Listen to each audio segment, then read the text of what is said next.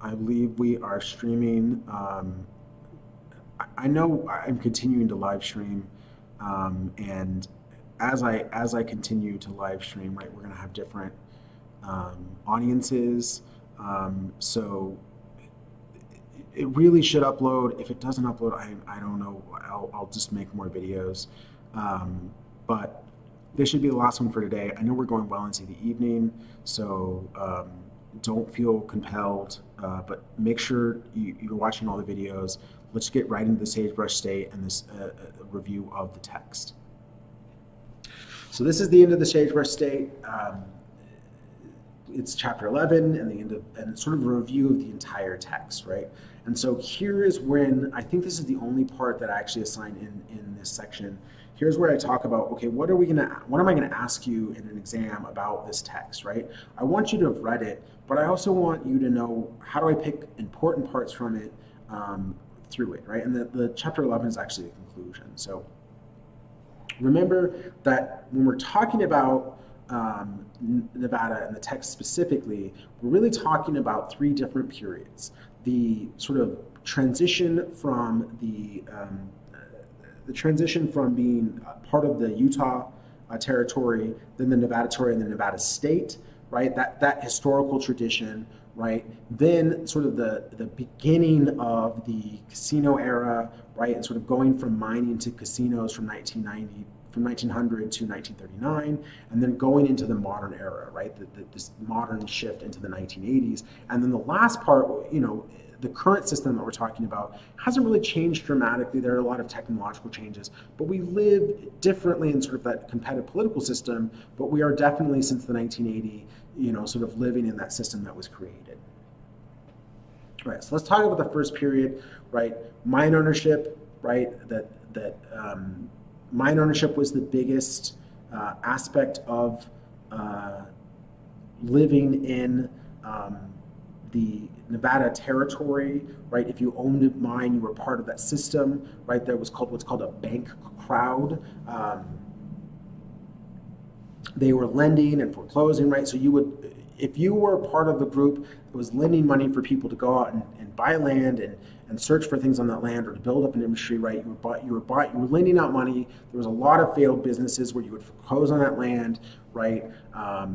Typically, what they would buy the land at the cost it was. So the bank crowd starts developing a lot of land ownership.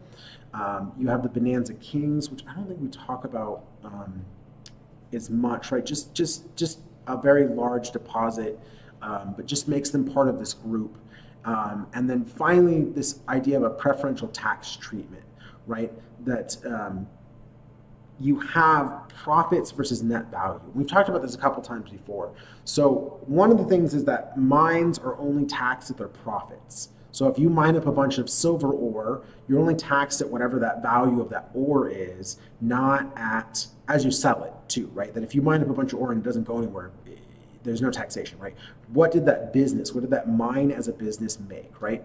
But all other land in the state of Nevada is taxed at the value that that land has. And so the land might be worth a lot more than the taxation of the profits, right? Because if you don't run that mine that year, if you own a big piece of land and you say it's a mine, but you don't run it at all, then you pay zero taxes on it because there were no profits on that mine.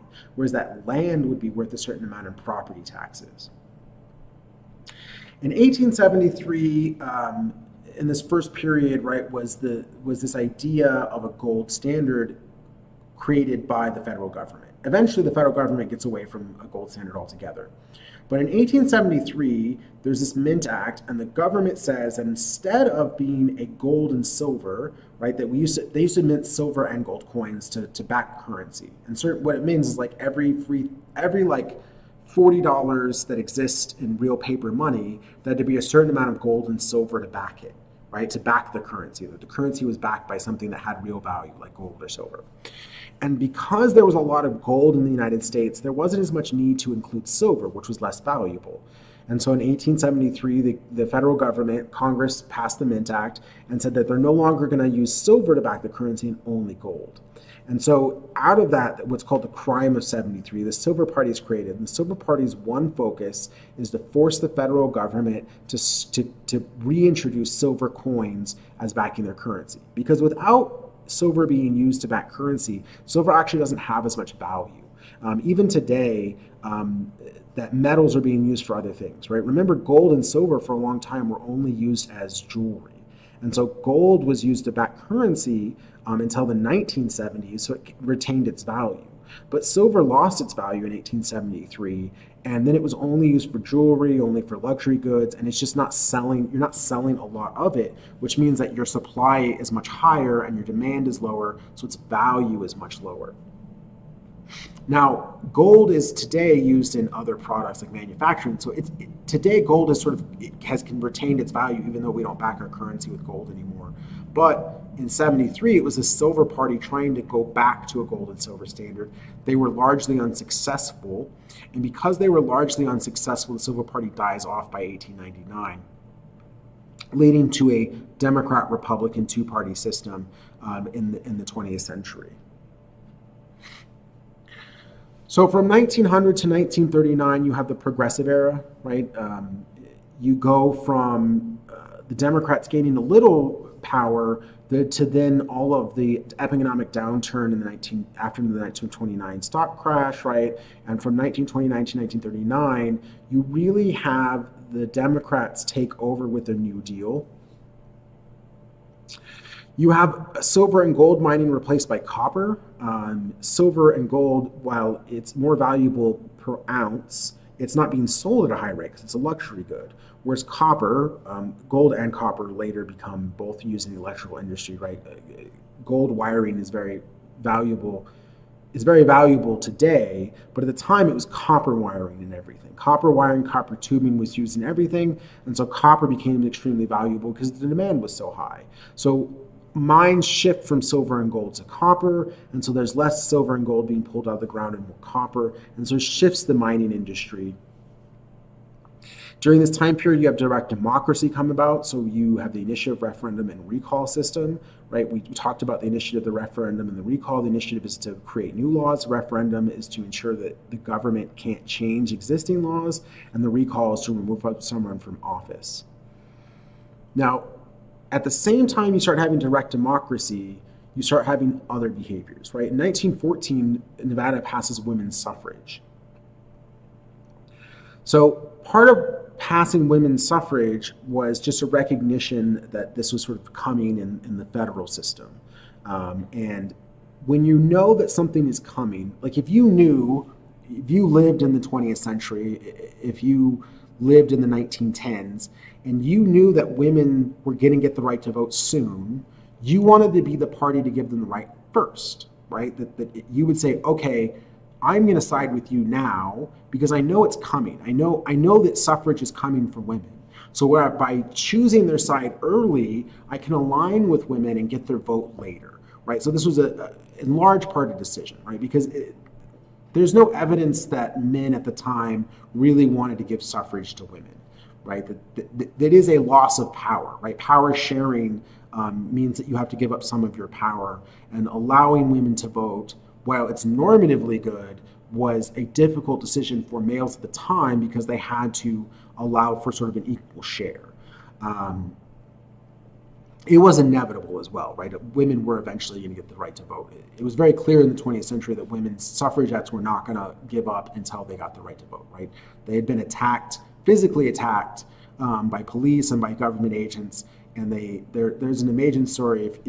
I know I tell you this a lot, but you could look into this, but the story of the suffragettes involves them learning Taekwondo and other martial arts to protect themselves from police attacks, and it is a very intricate and interesting story that has its own course that you can get into. So in 1910, as part of this sort of movement to more morality, remember that prohibition occurs in the early 20th century, that there's this really big movement to move towards more morality, and so in 1910, gambling gets outlawed in Nevada. However, this is after this, right? You have sort of alcohol prohibited, right? This is prohibition, so federally prohibited. And so between 1910 and 1929, you have a lot of things that become crimes that were not crimes before, gambling. And so then what you have, what we know, is that when you take things that people are used to in society and you remove them, you say, okay, this used to be okay, but now it's criminal. What normally happens is they coalesce around using that product illegally. And what happens is you create organized crime. There's a direct link between prohibition and the rise of organized crime in the United States. And when you take away alcohol and gambling, it really explains why the power base of organized crime existed in the Las Vegas area, right? Why Nevada became this organized crime power base. Because everything was illegal that used to be legal, and people were still doing those things, they were just doing them illegally. And because of that, right, that criminals sort of organized to run this as effectively as possible. So eventually prohibition goes away. Then you have the stock market crash in 1929, and then all businesses there's a really bad depression. And so it's not a surprise that marijuana legalization becomes more popular after the recession, because one of the things is, instead of making something criminal, what is normally the case in American society is you say, okay, this was criminal, but we are broke. Our government is broke. And if we decriminalize this, we don't have to arrest everyone. We don't have to keep them in jail, which is costly. And then if we legalize it and we tax it heavily, instead of it being a cost on our government, it can be something that benefits our government, right? That's the same thing with alcohol and with gambling and with marijuana in the state of Nevada. Instead of criminalizing it and arresting people and putting a cost on our government, which is already struggling to pay what it needs to pay to begin with, this sort of mandatory spending, now let's make it legal and tax it, right? Gambling taxation is very high, right? Alcohol taxation is high in the state of Nevada, and marijuana taxation is high in the state of Nevada. So by doing that, you take what was normally something that was a cost to you and you make an economic boon. And by doing that, right, this became part of the New Deal was, okay, this is legal, we're gonna provide you support, and you're gonna provide economic opportunity. And so because the Democratic Party is involved in this process of repealing the ban on gambling, and because alcohol is legal again, the Democratic Party becomes dominant, because not only are they providing assistance to people who need it, but also a lot of these things that people had to do illegally become legal and they can do it publicly again, right? So you have this sort of resurgence, and the Democratic Party, which had been losing for a while, becomes the dominant party in the state of Nevada, many states, and across the country, right? This is really the New Deal era, the Democratic Party's era. So then as we move into the 1940s, going to the 1980s, the first is that we have a shift in the way that things work, right? That you have modernization, right? The federal government has already done the interstate, right? Through a lot of these things, it's already starting to build up an infrastructure. You start building up bases, right? Nellis is built during this time period. And when you have Nellis as an Air Force base and you have the Nevada test site, and you already have a city that has gambling, what you're creating is a natural labor force, right? There are a lot of people who have to live around an Air Force base or any military base, right? When you put a military base near the city, it's an economic boom because those people there have to be people working on the base, right? Whether they work at the PX or they work in the buildings, it creates a lot of jobs that help that community. And then you add the legalization of those, like people want to be here, and so therefore there's more and more coming to this area for those aspects, right? And then you start building industrial aspects, and then you have a manufacturing base tied to a tourism spot, and the economy starts to grow. And so the state of Nevada really grows connected to the Las Vegas area. The next part that Democrats do really well, and sort of as their time starts, as the Republicans start being more competitive, is this Interstate Highway Act. And so until the 1950s, mining was still a bigger industry than gaming. But in the 1950s, what happens is that the highways become much more accessible. It becomes much more easier to come from LA to out here, California out here, and to come from other states to the Las Vegas area, and just into Nevada in general, Reno, Tahoe, all of these things. The highways are more accessible, and because of that, you can come in. And so gaming becomes the more dominant industry, right? It's the first time that the amount of money made by gaming exceeds the amount by mining. And then by the 1960s, it exceeds it so dramatically that mining becomes a minor industry in the state of Nevada. However, because it was illegal and then made legal again, organized crime has already invested itself in gaming, right? And so you have an issue where, yes, you have a lot of industry in gaming, but you also have a lot of organized crime. And so in order to fix that aspect, one of the things that happens is they come up with this Corporate Gaming Act, right? And this is where they start moving towards, right, distancing themselves from organized crime, trying to remove themselves where you have some other aspects, but also just getting into a much more legal and taxable behavior among gaming. Now, despite that, it's still considered that there is some organized crime in casinos. Now, less and less because the casinos are so large, right, that it's not worth it to them engage in organized crime, right? The economic scale of casinos is so dramatic that organized crime isn't worth whatever minor benefits there are. So organized crime has a shrinking role. However, because of that fear of organized crime getting involved, when the Raiders came, one of the rules was that no casino owner could own a piece of the Raiders, because that would be quite lucrative, right? They could try and influence the outcome of a game while also running a sports betting center, right? And they didn't want any overlap. So because of that history of organized crime, right, casino owners today cannot own part of a casino and part of the Oakland Raiders, right? And so there had to be a reassessment of who could own a piece of the Oakland Raiders. And now it's very unfortunate this year was supposed to be the first year of the Raiders Stadium. It should have brought in a ton of money, but because no one can go there, right, there's no jobs associated with it. Which means, right, one of the things about this pandemic that is very unique as far as recession issues, right, is that in the next year, if next fall we don't have this pandemic issue where we can actually go into casinos, our economy should pick up very, very quickly, because there's all of these jobs that people want to do these things and people want to engage in these activities and would create all of these jobs that they just can't do now. So we are really looking at hopefully the end of this, and we should see really the economy open up in a way that provides a lot of jobs very quickly. In fact, so quickly that it might be hard for employers to find people who come to work, right? The labor market is going to be very sparse, and people will need more and more. They're going to need more and more people to come and work as our economy grows. So we should see this come together, and because of so much money invested, it's not worth risking to have casinos maybe try and sway the games in any way, right? You don't want to, if anything, suggest that the games might not be fixed, because then the NFL might not allow the Raiders to stay in Las Vegas, and it's supposedly going to make a great deal of money for the city to have the Raiders here.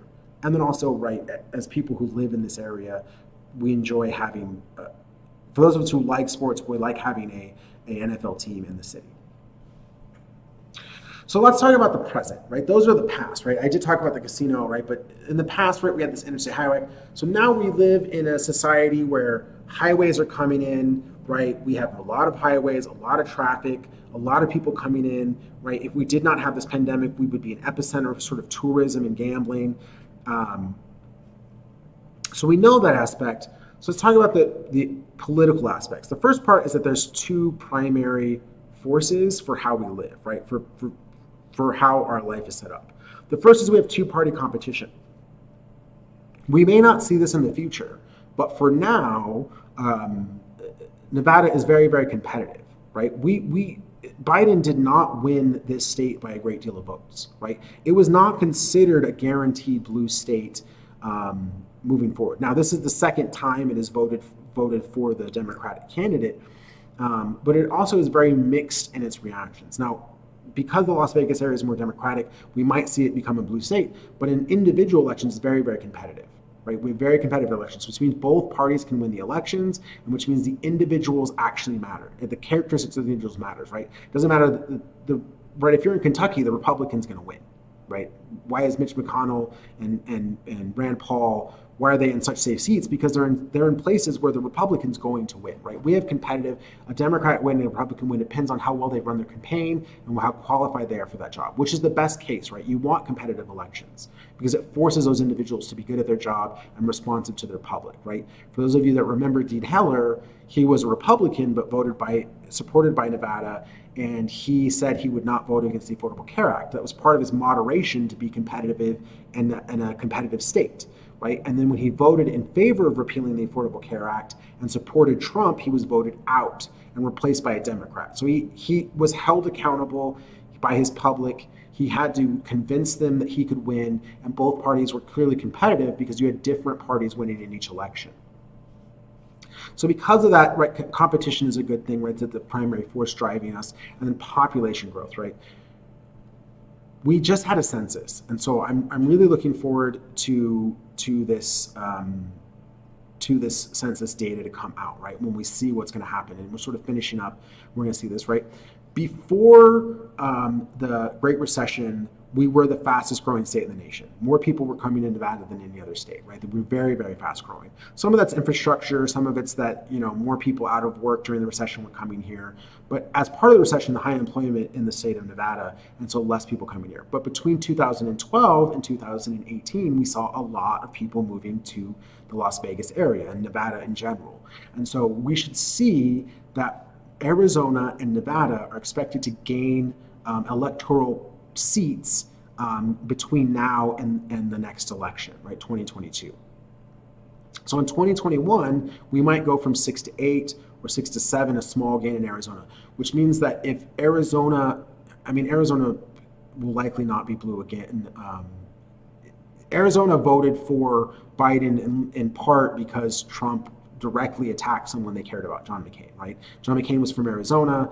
Trump was very against John McCain. It is highly likely that people in Arizona were just not voting for Trump because of what he said about John McCain, because John McCain was very, very popular in that state, right? He was a senator in Arizona for a long time. So some of that's moving, right? So Nevada might play a huge role moving forward if it continues to grow and gains electoral seats. Now, we did have a Great Recession, right? We had a construction boom for a long time going into 2008. The recession ended the construction boom, and gaming and tourism are extremely vulnerable, right? We know how vulnerable we are, right? We're in a pandemic right now. We rely so much on gaming and tourism that although the casinos were closed last time, right, the governor stopped short of closing casinos this time because of how much we need some economic base, right? And so the governor in the last sense, even though we're having a really pandemic issue, cannot shut down the casinos. They need to remain open, or else we just won't have enough income coming in, and people need some work in order to provide for them and their families, right? The McCarran International Airport, it is the 8th busiest in the nation. We're actually a very small town. Like the Las Vegas area is not that large compared to other places, right? You look at like New York, Atlanta, Los Angeles, right? They're significantly larger, but we're one of the busiest airports in the nation. And the way we're designed is fast travel because while we don't have as large a population, our changeover of people coming in and out, right? Our number of tourists that are coming in and out very quickly is high. And so our infrastructure is very necessary to maintain, and we want to keep that going, right? If people aren't coming in, then we can't afford to keep the airport maintenance up, right? And it sort of impacts all of the casinos, the gaming, and everything else, right? So we are really reliant on this, but we're also, as we learned in the recession, as we're learning in the pandemic, very, very vulnerable to outside forces. And that's problematic, right? Because we're not allowed to have income tax. By law, can't have income tax. So there's not a lot of ways for us to solve the problems that we're facing right now. So looking into the future, the first is water. I've talked about this a couple of times. Why do we care? We are not in an area where water is abundant. And so one of the things is that we currently bank water in Arizona and Mexico. So we have a cyclical aspect. The water, over winter, we actually have enough water flow coming in. Even though we don't have rain, the rivers are flowing. And then in the spring, all of the ice flow melts, and places like Colorado and Utah, they have a great deal of water, but it doesn't stay. It flows down the rivers that we have, and as it flows down, it gets passed through. And so in the winter, right, that there's less water usage, right, that it's just not as hot, so there's less evaporation, so you're okay in the spring. But in the summer, there's no rain, there's no sources, and so there's no water. And so what we've started doing is we created these very large reservoirs. We create what are called banks in Arizona and Mexico. And so the water ends up in these very large pools, And even though it's in Arizona or in Mexico, there are agreements between the state of Nevada and other places that we can pull that water from them, right? And Arizona has a high population, but it's not as concentrated, and they have other ways to get water, right? They pull off from California and other places. And so we are currently in a position where we bank a lot of water and then we use it up in the summer. It will probably continue to be a problem because our supply is not growing fast enough and our demand continues to increase, right? So that's an issue. The next part is economic diversification, right? We had talked about this in Hamilton a couple of lectures back, right? That you can't rely on a single industry. We are very vulnerable because gaming is such a big part of our economy. There has to be a different aspect, right? And so the pandemic is dealing with right now. And so diversification is necessary because of that. The other part is what very unfortunately has been called Indian gaming. So California allows native tribes to game, and many states have allowed native tribes to game. And because those gaming reservations have opened casinos, individuals no longer have to go to Nevada. So why would you drive, 6, 7, 8 hours from California to go to a casino in Nevada when you can drive 30 minutes to go to a native reservation that has a casino? So there are challenges. And then that's the sort of domestic challenge. Internationally, Singapore and Macau have really developed into high-level, very calculated, very advanced and sophisticated casinos. And it used to be that they weren't at the same level. And one of the things you'll notice in an American casino now is that more and more slot machines and more of the games are catering to, even though they're not Asian games, are catering to an Asian public that is spending more money as tourism than other counterparts. So if you are already trying to accommodate people coming from Korea, China, Singapore, right, and other parts of Asia, and then Singapore is developing a better casino and Macau is developing a casino, that's going to pull from. And so one of the concerns is we rely so heavily on casinos, but other states and other countries are really developing their own casinos in a way, and the competitive edge that used to exist just doesn't really exist. That's why Las Vegas has turned to creating as many residencies, right? Why do we want Lady Gaga and Cher and so many major names to be in Las Vegas performing every night? Is because that's how we get them to come back to Las Vegas, right? That the entertainment has become a bigger aspect than just gambling, right? That you come and you gamble, but then you also go see a show, and we want the biggest names in entertainment in Las Vegas. And because we're in the United States, it's a little easier to get people to have a residency here than an overseas residency. And people also, you want to try to maintain that travel aspect.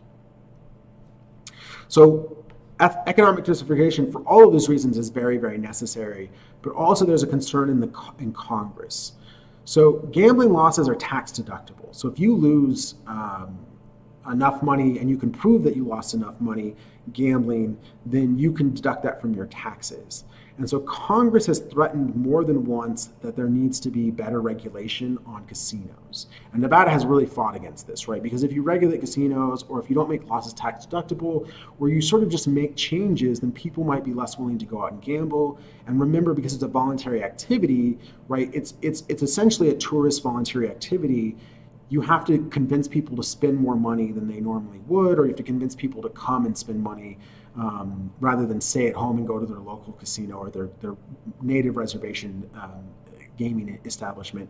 And so doing that, if Congress messes with it, it could damage the formula. So there's a lot of beliefs that there needs to be greater economic diversification in Nevada.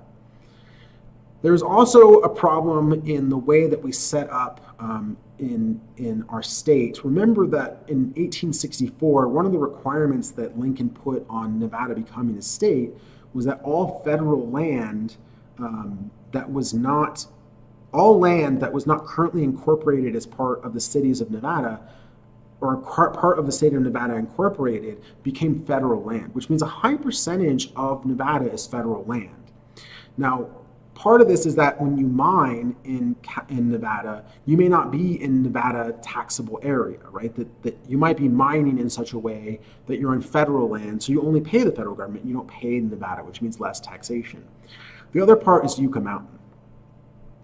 So almost all of the country's hazardous waste is stored in that mountain, almost all of it, which means all the hazardous waste, all of the nuclear waste, all of the things that cannot be exposed to the light of day and have to be buried underground and put into things and can possibly contaminate the water supply in a very dangerous way.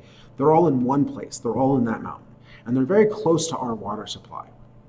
So because we agreed in 1864 to give all that land to the federal government decides the uses of that land, and of course they need some place to put all of that waste, and they're going to put it in Nevada, right? And there are a couple of other reasons why as well, right? That many other states had better lobbies, and Nevada didn't really have the way to fight against hazardous waste, but also because of that charter that gave federal land, made so much of Nevada federal land. And so because of that, there are risks, and it's called colonization, but don't worry about that as much, right? That the federal government controls too much of the state's behavior, and it puts the state of Nevada in a way that it has to deal with a lot of these issues. The last part is social services. Now, this is one of those things where you will see that we have a specific problem that is not really normal in other states. We have the lowest amount of service. We don't have services that provide. Remember, there's no income tax. There's no way to raise services. We have the highest need. So among other states, we have a very high percentage of people in poverty who need at least temporary assistance, especially right now. But we also have the least amount of money to do it because we don't have we don't have a state income tax. And I'm not advocating for things. I'm just saying that we're vulnerable, and we're not a diversified economy. So if the casinos are not really getting as much money, then all of the other businesses suffer, right? That they're sort of the fountainhead of everything else, right? Everything relies on the welfare of the casinos. So we have to find a way to find the skills, right? This is from the text, right? And the willingness to do what we must, right? There has to be a way to solve these problems. So when you have these problems, how do we solve them, right? The first is that we talked about the Clark County School District, right? There has to be a way to provide them high quality education without increasing costs, which means that some of them will never go back to a building, and many of them may stay with distance learning for the long period of time. Distance learning is cheaper. It's cheaper than maintaining a facility. So you might see a long-term online education aspect to high school, specifically high school, because they don't have to be watched, right? That you don't have to have childcare for them legally, that you don't have to have childcare for them, right? So that would just be a cheaper option for the schools, right? There are also other aspects, right, that we have to sort of build up our infrastructure, right? The Tesla factory, at some point the Tesla factory decided not to come here. It went into California, even though they have higher taxes, but they have better labor, right? So we have to provide individuals with a skill set, a labor skill set that makes them more functional to sort of bring other companies in, right? We see our solar companies, because they work very hard and there's a lot more expertise in Nevada going across the country. So there's one aspect. So there are social services that need to be built up, but also some of them might be training and development to help Nevada do better. So that is the text. We covered the text, right, historically. So that is the end of the text. So as a review, right, I don't want, some of these questions aren't there, right? I think I expect you to know who the governor of Nevada is. So I think you can expect that there are going to be a Nevada governor question, right? If you don't know, it's Steve Sisolak, right? So I expect you to know, but also speaking today in November of 2020, Governor Sisolak is so prominent in our minds, and he has so much power over how we live our lives, that it would be weird that you didn't know who he was. So I feel that's fair, right? I feel that's fair, even though we haven't discussed it as much. But I will discuss it again, right? Because he is so involved, and we have no idea what type of governor he's really was going to be, right? That despite his, he's a Democrat. We expected he's very authoritarian, and it's been necessary because of the pandemic. But I don't think people remember anything but the pandemic. So he's memorable, and you should know who Governor Steve Sisolak is. I don't care about this Republican senator up for re-election in 2018. Don't worry about that. I will not ask you a senator question. We didn't really discuss it. It was more important when Dean Heller, but I'm not going to ask you a Dean Heller question because he's a civilian now. He's not important. The 3 types of direct democracy, please review. What is the difference between an initiative, a referendum, and a recall? Make sure you know those, right? I'm not going to ask you like percentages or anything like that. I learned my lesson from that because it's not very clear. And 10% in each district versus 10% in the state, what's the difference? Like that's a little more math heavy that I think is appropriate for this course. Nevada's largest industry is gaming, right? And I think that's kind of a give me. So I'm going to give you, you should see that question in the exam, right? That you should know that gaming is the largest industry. Now, entertainment is going to become the largest industry. There's an expectation that entertainment will surpass it because people don't need to get a return, right? If you're gambling and you gamble $100, you expect to win some money at some point. There's an expectation. Whether it's accurate or not isn't true, but there has to be payback. Casinos have to have a certain amount of payback. There has to be a chance for you to win. If you go and see a show and you pay $200 to see a show and you see the show, you don't expect anything else, right? You saw the show. You got your return on investment. You got what you paid for. So right now, gaming is the largest industry. Entertainment could take it over, but gaming is still the largest industry.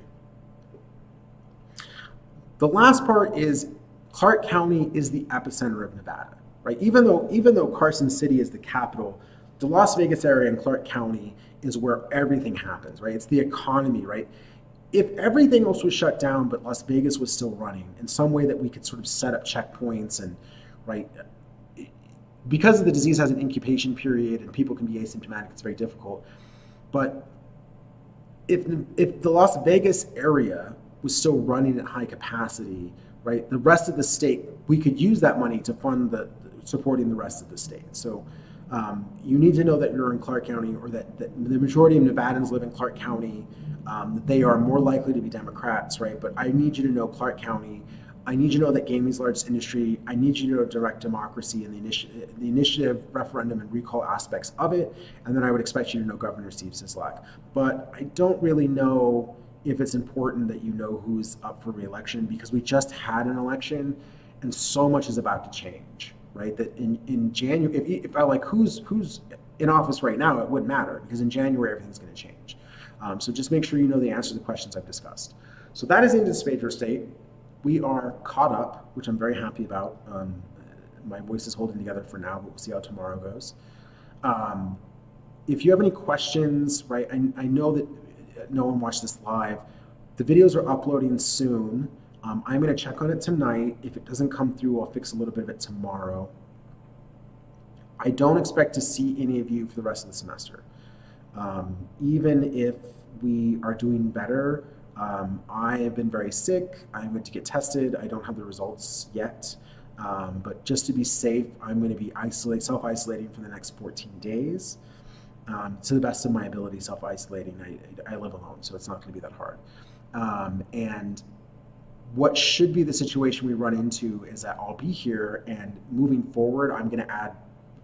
I finally figured it out where I can, like, you can see my face and then the screen share, and so that's going to be part of the aspect moving forward. But if you need to communicate with me, or if you want to do some sort of WebEx because you're like, I can't do this all online, then come talk to me, right? I struggle with online education. I have never wanted to be an online teacher. I don't enjoy this. So if you want to talk to me, the best we can do is a WebEx.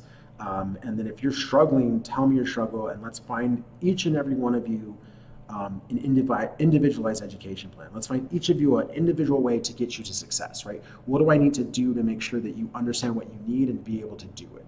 And so that's going to be my goal. So watch these videos at the best you can. Take Thursday to reassess, right? Social distance as best you can, right? But take that day to really assess how you're moving forward. And then next Monday, really come back and hit it hard, and let's finish this semester as best we can. Right? I thank you all for your patience. Hope you all have a really great day, and I will see you